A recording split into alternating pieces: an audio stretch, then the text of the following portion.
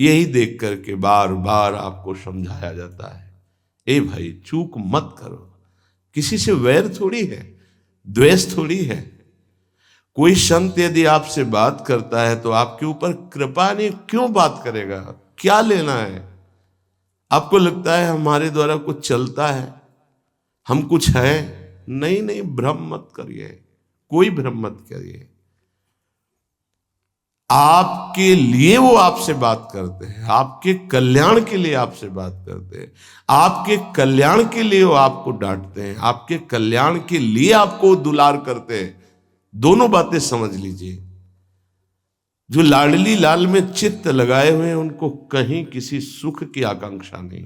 सच्चाई से समझ लीजिए, अगर वो सुख का कहीं खेल खेलते तुम्हें नजर आ रहे हैं, वो तुम्हारे लिए, तुम्हें दुलार कर रहे हैं, निकल चलो।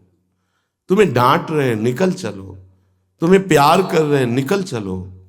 तुम्हारे मन को अपने प्यार में फांस करके श्री जी के चरणों में समर्पित कर देना, यही काम है। ये सब संतों का यही कार्य है। तुम्हारे संसार के प्यार में फैले हुए मन को समेटकर अपनी वाणी, अपने प्यार के बल से उसे प्रियालाल के चरणों में समर्पित कर देना। पर आपके अंदर ये चाह हो जाएगी, तभी आप उस प्यार को समेटने में सहयोग दे पाएंगे। मुझे अब इस ब्रह्मा के रचे हुए माया से मुक्त होना है, पर आप तो इन्हीं खिलौनों में राजी हैं। और जब इन खिलौनों से मन को हटाने की बात कही जाती है तो आपको बुरा लगता है। आपसे जिसे कहा जाता है कि अब आप ऐसे रहिए, मनो चिन्हारो नाय, तो आपको लगता है कि हमारे संबंधों में प्रहार कर रहे हैं। तुम्हारे संबंध जितने हैं इनका प्रहार पहले हो चुका है काल के द्वारा, तुम इनको नहीं रोक पाओगे। काल पहले ही काट चुका है सारे संबंध। बस तुम संबंध का राग लेकर के यहां से जाओगे, दुर्गति हो जाएगी। और संबंध को प्रियालाल के चरणों में समर्पित करके जाओगे तो सदगति हो जाएगी, अनुराग हो जाएगा। जो आसक्ति संसार के संबंधों में है, वही आसक्ति जब संत महापुरुषों से हो जाती तो मोक्ष का खुला हुआ द्वार, ये भगवान कपिल देव जी कहते हैं। आप अपना अधिकार अपने में मत रखिए, गुरुजनों को दे दीजिए। अब हमारे जीवन की बागडोर आपके हाथ में है, आप जिस दिशा में चाहें ले चलें। हमारा केवल आपकी आज्ञा पालन करना कर्तव्य। तो कह रहे कदापि चिन्मयादुपरि चेत स्पृहा रोहिणे। यदि तुम्हें इस चेतन अचेतन जगत से मुक्त होने की इच्छा जागृत हो गई है तो पहला, स्नेह का संबंध किसी से मत रखिए। स्नेह का संबंध केवल प्रियालाल से रखिए। वही स्नेह जो माता में, जो पिता में, जो भाई में, जो बंधु में, पत्नी में, पुत्र में, वही स्नेह प्रियालाल को चाहिए। आप और सब कुछ दो, भगवत प्राप्ति नहीं होगी। ये स्नेह दे दो तो भगवत प्राप्ति पक्की हो जाएगी। सबसे स्नेह करो श्यामा श्याम के संबंध से। हमारा स्नेह का संबंध श्यामा श्याम से, श्यामा श्याम के संबंध से स्नेह कोई फर्क नहीं पड़ेगा। पर आपको अभी ये कला नहीं आती है। आप जब तक एक बार समस्त संबंधों के स्नेह को बटोर कर प्रियालाल के चरणों में समर्पित नहीं कर देते, तब तक आपको लगेगा, वाणी से बोलोगे कि सब भगवत भाव से, लेकिन पूरा राग यही है, ये हमारे अमुक है, हमारे अमुक है। इसलिए इस रहस्य को समझो, पहले हटो, फिर जब वो राग अनुराग में बदल जाता है तो फिर पूरे विश्व से प्यार करो, कोई फर्क नहीं पड़ेगा। सब जीवन सो प्रीति रीति निवाहत आपनी, क्योंकि वो रीति जानता है। हमारी रीति श्यामा श्याम के संबंध से ही सबको मानना। एकांत की रति विधान करो, शब्दों को समझिए। एकांत की रति विधान करो, अर्थात हमारे हृदय देश में केवल इष्ट और गुरुदेव के सिवा किसी से प्रीति नहीं। पर बहुत इस बात से हम कमजोर हैं। कहीं न कहीं हम अपनी प्रीति, हमारा दोस्त है, हमारा मित्र है, हमारा रिश्ता है, हमारा संबंध है, तो श्री जी करुणा करके आपको लाई अपने संबंध पुष्ट करने के लिए, फिर भी आप अज्ञानवश उन्हीं संबंधों को पुष्ट करते हैं जिससे आपकी दुर्गति हो जाए। जो आपके अरे एक हिरण के बच्चा के संबंध ने एक जन्म नष्ट कर दिया, फिर और किसकी बात करें। इसलिए एकांत की रति विधान करो। एकांत की आपकी रति हो चुकी है, इसका परिचय आपके सामने भारी विपत्ति आई, मन केवल श्री जी में, भारी संपत्ति सुख संपदा केवल श्री जी में मन, यह है एकांत की रति। अब उसको कोई विचलित नहीं कर सकता। जहां विषयी जन रहते हैं, विषयी जन संभाषण करते हैं, उस स्थान में, उस भीड़ में, उन लोगों के बीच में अरुचि हो जाना। रतिम मदन मोहने विदधताम तदेकांतिकीम। एकांत की भक्ति, विरति, जन समुदाय, प्रपंच भाषण करने वाले, इनसे संबंध नहीं। ना संतु जनतापने प्रतिवसंतु वृंदावने। जनता अर्थात केवल विषय प्रपंच की वार्ता करने वाले, तापने, हृदय में ताप पैदा हो उनके संग नहीं, मुझे संग नहीं, कोई भी हो, प्रिया प्रीतम से तुम्हें मतलब नहीं, उनकी चर्चा से मतलब नहीं, उनके संबंध से मतलब नहीं, तो हमारा आपसे क्या संबंध।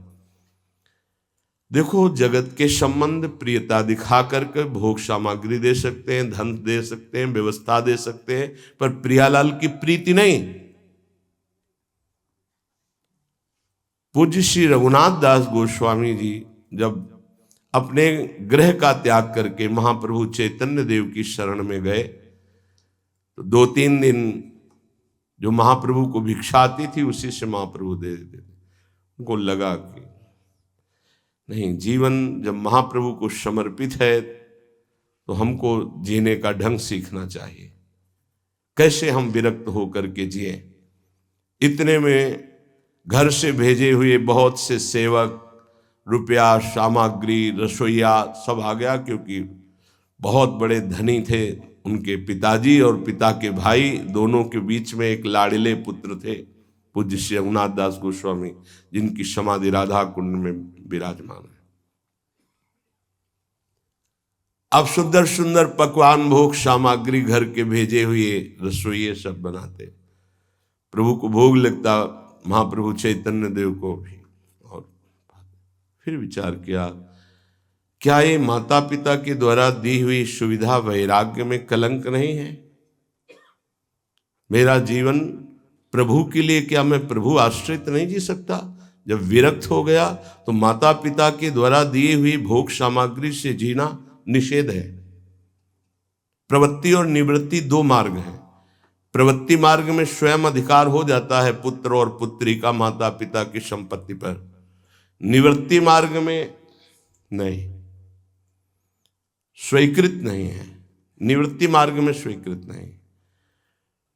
जिसने इस स्वीकृति को स्वीकार किया वो कच्चा ही बना रहता है पूरे जीवन, पक्का वो कच्चा बना रहता है।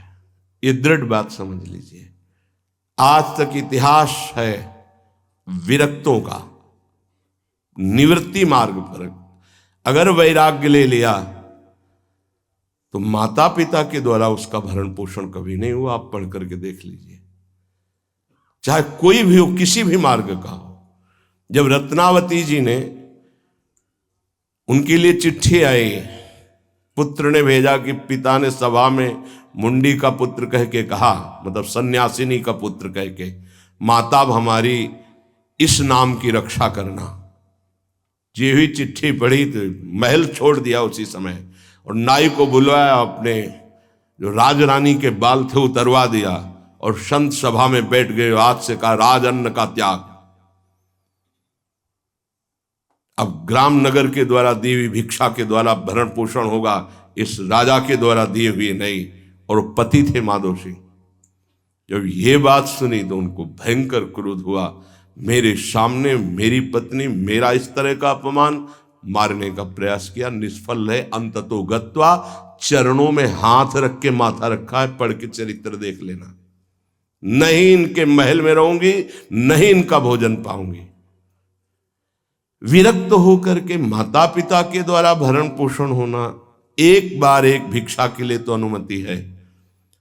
अगर विरक्त हो गया है, एक भिक्षा अगर माता पिता करा दे तो वो स्वीकृत है, इसके अलावा नहीं। आप चरित्रों को पढ़ के दे, सिद्धांत से नहीं चलोगे तो 4 दिन बाद फिर उसी में आ जाओगे। जब हम विरक्त हो गए, पूरे विश्व का भरण पोषण प्रभु करते, तो मेरा नहीं करेंगे क्या? आज अगर कोई जुड़ा है तो वैराग्य और भगवत प्राप्ति के लिए जुड़ा है। हमारा संबंध संसारिक नहीं, भागवतिक। जिस मार्ग में हम हैं उस मार्ग में। रघुनाथ दास गोस्वामी को 2-4 दिन हुए, फिर अंदर आग लग गई, नहीं पिता के द्वारा दिए हुए वैभव को नहीं भोगना, वापस। अब कैसे जिए? तो जहां सिंहपौर पर जगन्नाथ जी के सब भिक्षुक खड़े होते थे, उन्हीं के बीच में खड़े हो गए। अब जो बांटते हैं तो उनका स्वभाव है लेने वालों का दौड़ दौड़ कर आगे लेना। कभी कभी मिलता, उनको शांत खड़े रहते तो पा लेते, नहीं मिलता प्रसाद तो भूखे रह जाते। फिर विचार किया, इसमें खड़े होकर के भी एक वृत्ति बनी रहती कि आने वाला देगा, ये भी ठीक नहीं। एक जगह अन्न क्षेत्र में अन्न बंटता था, वहां से जाके लाने लगे। फिर विचार किया, विवेक धैर्य नहीं लेने देता।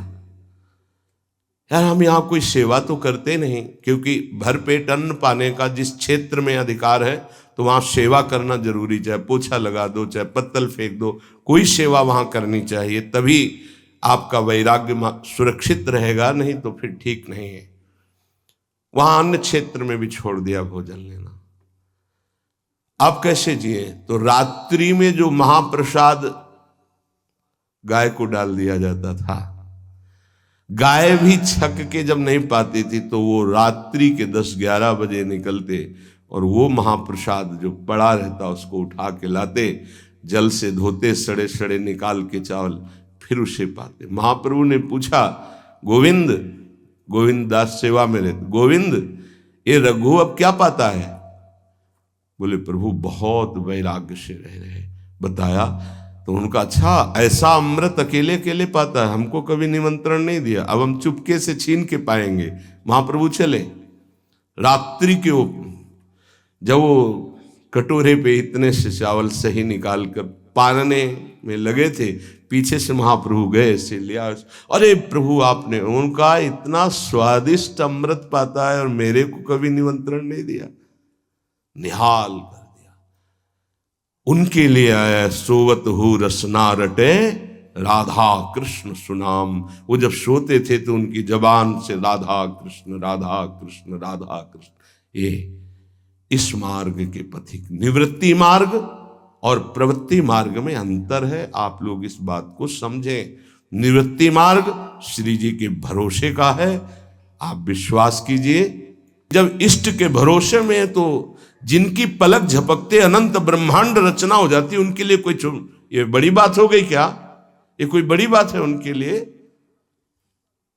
हम उनका भरोसा त्याग करके निवृत्ति मार्ग के हो करके और परिवार के द्वारा भरण पोषण हमारा हो, भाई ये तो नहीं समझ में आता। भरोसो दृढ़ इन चरणन के रो।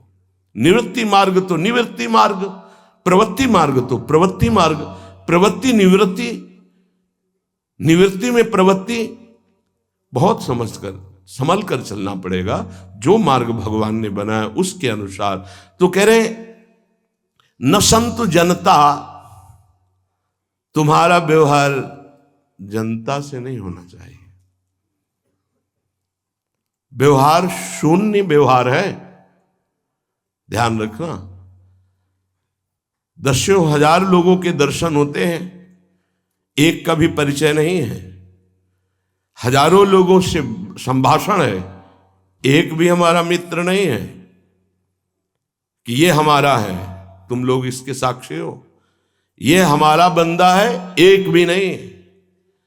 साफ श्री जी के हो, श्री जी से संबंध है, मैं सिर्फ एक नौकर हूं। श्री जी की बात आपको बता देता हूं, आपकी बात श्री जी को बता देता हूं। हमारे श्री जी, इसके सिवा कोई नहीं। एकांत की रति, जनता से संबंध रहित, श्री जी के संबंध से सब जीवन सो प्रीति।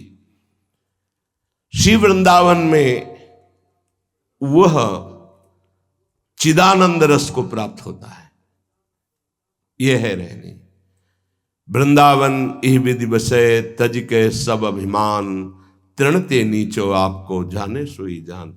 ये समझ जाओ किस बात का आश्रय लिए हो। जिनको ब्रह्मांड रचने में सेकेंड नहीं लगा है, वो हमारी प्रियाजू के अधीन है। हमको कुछ अपनी व्यवस्था के विषय में सोचना, मानो शरणागति के विषय में आपको अविश्वास, कलंक है ये बात। हे, बिल्कुल भरोसे पे हो जाओ, फिर सामने देखो क्या होता है। बिल्कुल भरोसे पे हो जाओ। गुरुजनों ने कभी भी अन्य आश्रय नहीं होने दिया, कभी भी अन्य जगह जगह बचाते। वो जानते हैं कि अन्य आश्रय, धन का आश्रय, वस्तु का आश्रय, व्यक्ति का आश्रय, ये तुमसे सच्ची बताते हैं, गुरुजनों की कुछ बातें बाद में समझ में आती, पहले समझ में नहीं आती। केवल श्री जी का भरोसा रखो, जिसने आज दिया है वही कल देगा। जब गुरु जी को कोई कहता कि कभी काम में आ जाएगी ये वस्तु, रख लो, तो बोले इसी को मिटाने के लिए बाबा जी हुए हैं। जब कभी काम में आनी होगी तो तुरंत श्री जी भेजेंगे, हम इसको पहले से क्यों रखें। ये हमें चाहिए कि केवल श्री जी का आश्रय लेकर वृंदावन वास हो। देखना कितना आनंदित रहोगे। फिर रोना आता है, तुम्हारे आंसू फिर निकलेंगे। जब आप एकांत में होंगे, आपका कोई नहीं होगा और आपकी परिस्थिति विपरीत होगी, तब जो शरणागति होती है वही भगवत प्राप्ति कराती है। जब तक विपरीत परिस्थिति नहीं आएगी तब तक शरणागति परिपक्व नहीं होगी। ये बात लिख लीजिए, चाहे वो द्रौपदी जी हो, चाहे गजराज गजेंद्र जी हो, चाहे कोई भी हो। जब ऐसी विपरीत परिस्थिति आए कि कोई भी सहयोगी नहीं रह गया, तब शुद्ध शरणागति और भगवत साक्षात्कार। उस दिन के लिए तैयार रहो और मांगो कि हमारी आसक्ति का नाश करने के लिए परिस्थिति ऐसी दे दो प्रभु कि सिर्फ आप पर दृष्टि हो, सिर्फ आप पर, ना कोई हमारा, ना हम किसी के, सिर्फ आप। मेरे तो गिरधर गोपाल, दूसरों न कोई।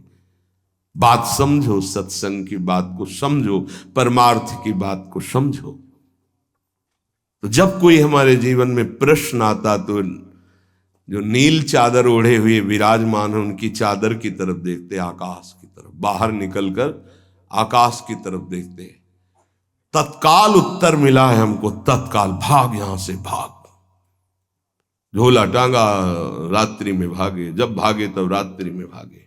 भागो भागो भागो, भागते भागते अब पायो परम विश्राम। अब वृंदावन, श्री वृंदावन विश्राम, सब सोहित निष्काम मत, श्री वृंदावन विश्राम। हे, भागते रहो, संबंधों से भागते रहो, आश्रयों से भागते रहो। एक आश्रय केवल हरि गुरु का, बस एक विश्राम स्थल। जैसे आप रखो, जैसे आप रखो, हम उसी में राजी हैं। समस्त प्राणियों को वृंदावन के नमस्कार बुद्धि से देखो। देखो यहां की रहनी, वृंदावनी विधि बसे तज के सब अभिमान, तृणते नीचो आपको जाने सोई जान। तृण से नीच अपने को जो जानता है सबको नमस्कार करेगा। और सच्चाई में देखो तो ऐसा ही है, कुछ नहीं है। कोरा अहंकार केवल है। क्या है हमारे अंदर? कुछ नहीं। अगर गुरु कृपा न हो, प्रियालाल की कृपा न हो, तो कुछ नहीं। हाथ उठा के कहते हैं कोई बल नहीं है। बल है तो वो है, नहीं तो वो नहीं, तो कुछ बल नहीं। क्या बल है? आप देखो, अंदर से देख लो बैठ के, तुम्हारे अंदर क्या बल है। फिसल कर गड्ढे में गिरने का तो बल है, लेकिन गड्ढे से निकलने का बल तो नहीं है। फिसलने में क्या बल? फिसल कर गिरने का तो है, लेकिन गिर के संभलने का बल ये केवल गुरु का बल है, ये केवल इष्ट का बल है। इसलिए श्री धाम वृंदावन का आश्रय और वास स्वीकार करो। सबसे छोटा अपने को समझो, समस्त प्राणियों को नमस्कार करो। क्यों? क्योंकि कहीं कोई वृंदावन में किसी का अपराध न बन जाए। नमंतु ननु जंतु कानिह नमंतु रस्तु क्वचित। कहीं ऐसा ना हो जाए यहां किसी भी जंतु का, किसी भी जीव का, किसी भी शरीरधारी का अपराध न बन जाए। अगर वृंदावन में कोई अपराध ना बनने पावे और सबको हम नमस्कार करके रहें और श्री जी का केवल भरोसा रहे, तो आप चमत्कार देख लेंगे, अध्यात्म आपके अंदर प्रकाशित हो जाएगा। जैसे जैसे अध्यात्म प्रकाशित होता है वैसे वैसे शांत होता चला जाता है, मन शांत होता चला जाता है, कोई वासना हृदय में नहीं रहती। पूज्यपाद श्री उड़िया बाबा जी महाराज से प्रश्न किया, पीछे वर्णन किया गया था कि बड़े बड़े महापुरुषों की ये लोग निंदा क्यों करने लगते हैं, क्यों द्वेष करने लगते हैं? वो तो किसी से द्वेष नहीं करते। जितने महापुरुष हुए उनकी निंदा हुई है, वर्तमान में जितने हैं तो आप देख लो सैकड़ों अगर नमस्कार करने वाले तो कुछ निंदक आपको मिलेंगे। ऐसा क्यों होता है? क्योंकि संत तो किसी से द्वेष नहीं करते, द्रोह तो उनके हृदय में होता नहीं, अद्वेष्टा सर्वभूतानाम। फिर ये क्यों होता है, निंदा क्यों कहते हैं? तो कहते भगवान की दो शक्तियां हैं, एक है माया और एक है प्रेम भक्ति। जो प्रेम भक्ति से विमुख उनके हृदय में माया शक्ति का प्रभाव रहता है, यद्यपि उनका द्वेष भी इसी से होता है। उनकी महानता देख करके वो वहां चल तो सकते नहीं, तो उनका द्वेष बन जाता है। महानता देख करके उसमें चल नहीं पाएंगे। जैसे कहावत में आता है कि एक ने अंगूर को बहुत कोशिश की पाने की, जब नहीं मिले तो कहा खट्टे हैं, प्रयास किया लेकिन नहीं मिला। तो उनका प्रयास माया जनित है, तो प्रेम या भक्ति या सद्गुण या भगवद आश्रय नहीं धारण कर पाते, तो उनको द्रोह हो जाता है संतों से। आप नरसिंह मेहता जी का चरित्र देखिए, बड़े बड़े भक्तों का, उन्हीं के गांव के लोग, उन्हीं के घर के परिवार के जनों ने ही द्रोह पैदा कर दिया। द्वेष, निंदा, मारने की चेष्टा, अपमान, ऐसे। अच्छा सोचो, उड़िया बाबा जैसे महापुरुष से क्या कभी ऐसा हो सकता है कि उनके मारने के लिए आदमी लगा दे? विचार करके देखो। पैसा देकर भेजा गया था कि सत्संग में जाके नाक काट लो।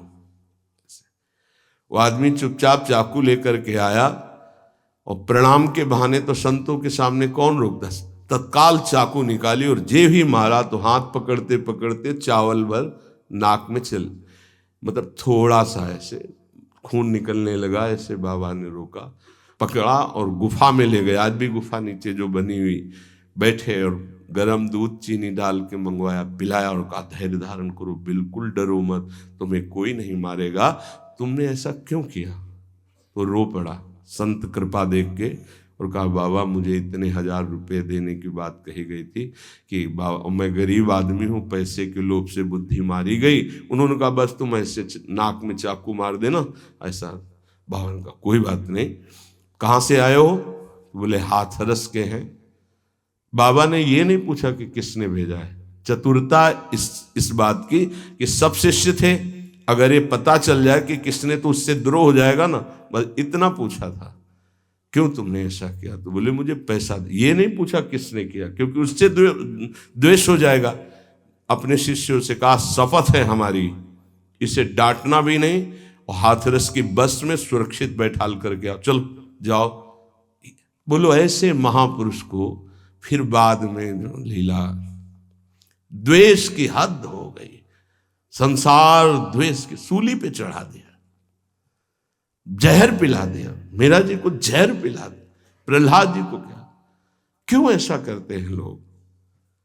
बोले माया से आसक्त चित्त वाले जब भक्त को देखते हैं तो उनके अंदर गाली देने का मन होता है, जलन पैदा होती, स्वभाव ऐसा स्वाभाविक है।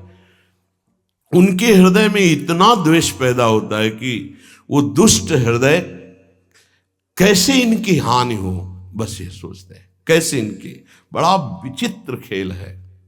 इस संतों के साथ क्यों? पलटू बाबा को अयोध्या में झोपड़ी में ही आग लगा दी आसपास से। ऐसा ऐसा क्यों होता है? तो बोली माया शक्ति कि जिसके हृदय में माया का प्रभाव, मलिन हृदय होता है, वो संतों से स्वाभाविक द्वेष करते हैं, जो कि द्वेष के पात्र नहीं है। वो किसी से वो द्वेष नहीं करते। एक संत आप चरित्र उठा करके देखो, संतों से द्वेष करने वाले प्रत्येक महापुरुष के जीवन में देखा गया कि द्वेष करने वाले, और कोई कोई तो उन्हीं के पार्षदों के रूप में द्वेष करने लगे, उन्हीं के पार्षद बनकर उनकी खिलाफत करने लगे और उन्हीं के पार्षदों के द्वारा उनको सूली पर चढ़ाया गया। बड़ा विचित्र माया का खेल है। इसी से वो भक्तों की निंदा करते हैं और भक्तों से द्रोह करके अपना सर्वनाश कर लेते हैं।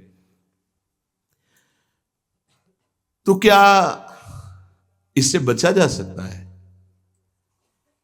यदि भगवान का नाम जप करने लगे, भगवान का आश्रय ले ले, तो दृष्टि बदल जाएगी। आप देख लेना, दृष्टि बदल जाएगी। नाम जापक सहृदय होता है, वो घोर पापी पर भी प्यार करता है। लोग समझते नहीं उनके हृदयों को। घोर पापी को भी वो प्यार करके भगवान से मिलाना चाहते हैं। यदि आप नाम जप करते हैं तो आप बच सकते हैं, नहीं संत द्रोह की वृत्ति अंदर पैदा हो जाएगी। ये माया है। ये जहां किसी महापुरुष का यश सुन तो वही निंदा शुरू कर देता है, क्योंकि माया उसका पतन कराती है और भक्ति उत्थान कराती है।